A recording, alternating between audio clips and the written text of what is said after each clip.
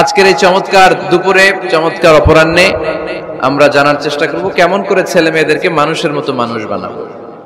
অনেকগুলো পয়েন্টস আপনাদের সাথে শেয়ার করব। বাবা মায়েরা, বাবারা এখানে আছেন, মায়েরা আছেন মহিলা প্যান্ডেলে, সবাই খেয়াল করে শুনেন কিভাবে ছেলে মেয়েদেরকে মানুষ করবে। ভালো ছেলে মেয়ে পাওয়ার প্রথম পদ্ধতি হচ্ছে, বাবার দায়িত্ব হচ্ছে ছেলে মেয়েদের জন্য ভালো মায়ের ব্যবস্থা করবে। কিসের ব্যবস্থা? কারণ মা হচ্ছে production house, kind of factory. Factory যদি ভালো হয়, ওটা থেকে যে প্রোডাক্ট বেরোবে ওইটাও ভালো হবে, ঠিক কিনা? বাপ ভালো তার বেটা ভালো তাই, মা ভালো তার ঝি, গাই ভালো তার দুধ ভালো রে, দুধ ভালো তার ঘি, তাই না? বাবা ভালো তো ছেলে ভালো, মা ভালো তো মেয়ে ভালো, গাই ভালো তো দুধ ভালো, দুধ ভালো তো ঘি ভালো।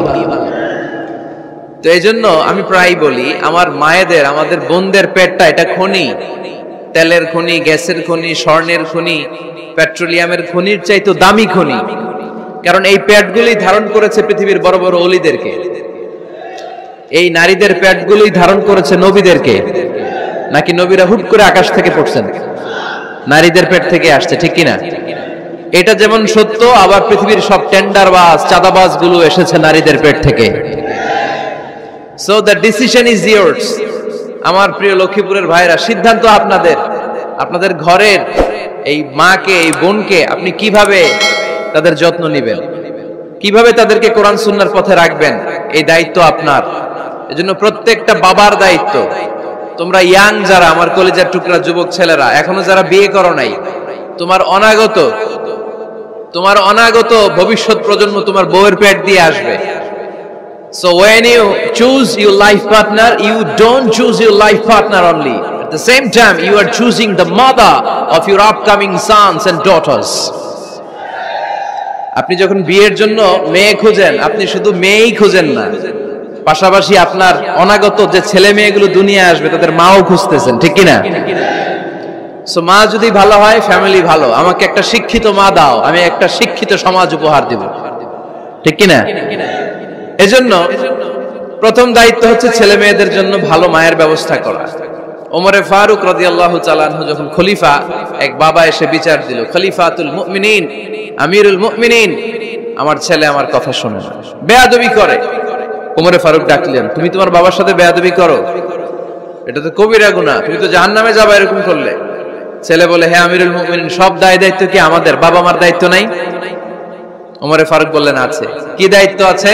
ওমরে ফারুক বললেন, বাবার তিনটা দায়িত্ব। নাম্বার 1, আইয়ানতাকিয়া উম্মা, বাবা তার ছেলের জন্য ভালো মায়ের ব্যবস্থা করবে। সুবহানাল্লাহ পড়বেন না? আইয়ুহসিনা ইসমা, ভালো নাম রাখবে। আইয়ুআল্লিমাহুল কিতাব, কোরআন শিক্ষা দিবে। এবার ছেলে বলে, শোনেন, আমার আব্বাই তিনটার একটাও করে নাই, আর বিচার দিতে আসছে আমার নামে। আমার মা হচ্ছে এক জাঞ্জি, নর্তকী নারী, এক অগ্নি উপাসকের কাছে ছিল, আদব, আখলাক, ভদ্রতা, সভ্যতা কিচ্ছু জানে না। আমার মা আমার জীবনে কিছুই ভালো কিছু শিখায় নাই। নাম্বার 2, আমার নাম রাখছে সাম্মানি জুলা, ইয়ানি খানফাসা, আমার নাম রাখছে সামসিকা। নাম কি? এটা একটা নাম হইলো? ওয়ালাম ইউআল্লিমনি হারফাম মিন কিতাবিল্লাহ, আল্লাহর কিতাবের একটা অক্ষর আমারে শিখায় নাই। ওমরে ফারুক এবার রেগে গেলেন, বাবার ঘাড়ে ধরলেন, তুই বেটা বিচার দিতে আসছিস ছেলেরে নিয়ে, এখন তোর বিচার হবে আগে। এক নাম্বার দায়িত্ব, ছেলে মেয়েদের জন্য ভালো মায়ের ব্যবস্থা করতে হবে। মা ভালো তো, এটা কি বুঝতে পারছেন? নাম্বার 2, ভালো মায়ের ব্যবস্থা করলেন, এবার দাম্পত্য জীবন শুরু করলেন।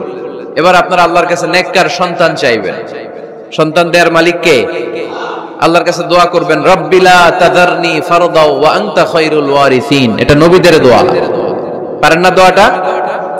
সবাই পড়েন আমার সাথে, রব্বিলা তাযারনি ফারদাও ওয়া আনতা খায়রুল ওয়ারিসিন।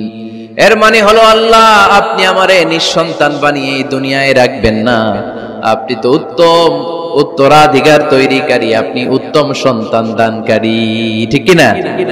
আল্লাহ তাআলা সন্তান দেন, এজন্য আপনি দোয়া করবেন, এই দোয়াগুলো পড়বেন।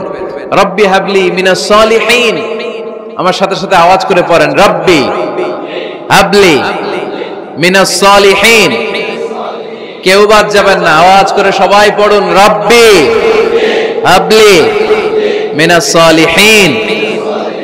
এর অর্থ হচ্ছে, হে আল্লাহ, আপনি আমাকে নেককার সন্তান দান করেন। আওয়াজ করে পড়েন আমিন।